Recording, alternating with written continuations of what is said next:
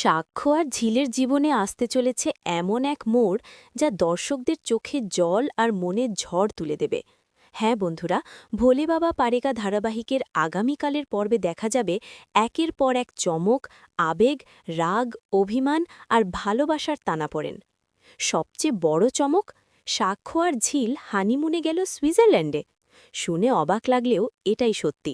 বিয়ের পরই সাক্ষ্য ঝিলকে নিয়ে বিদেশে যাওয়ার সিদ্ধান্ত নেয়, কিন্তু এই সিদ্ধান্ত কি সবাই মেনে নিতে পারবে?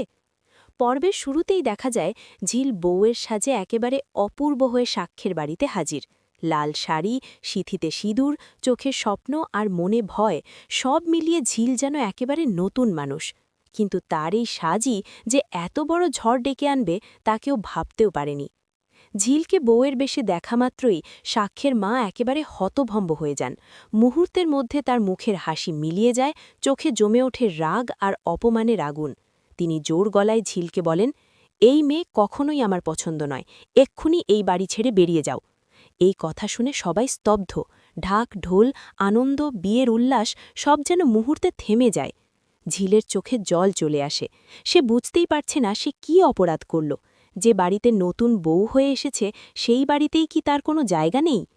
অন্যদিকে সাক্ষ্য নিজেও এই আচরণে ভীষণভাবে অবাক।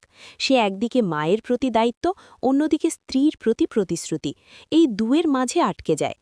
আজকের পর্বে আরও দেখা যাবে বিয়ের সাজে সাক্ষ্যকে একেবারে রাজকীয় লাগছে। বোনেরা অবাক হয়ে দাদাভাইয়ের দিকে তাকিয়ে বলে, আজ তোকে একেবারে আলাদা লাগছে। আগের বিয়ের সঙ্গে এবারের বিয়ের তফাৎ যেন আকাশ পাতাল। তারা বলে, চৈতির মতো মেয়ে সহজে পাওয়া যায় না, সে সাক্ষ্যকে সত্যি খুব যত্নে রাখবে। এই কথা শুনে সাক্ষ্য শুধু হালকা হেসে বলে, সময় সব প্রমাণ করবে। ঋষভও ভাইয়ের প্রশংসা করতে ভোলে না, মজা করে বলে, আজ সত্যি দারুণ লাগছে ভাই।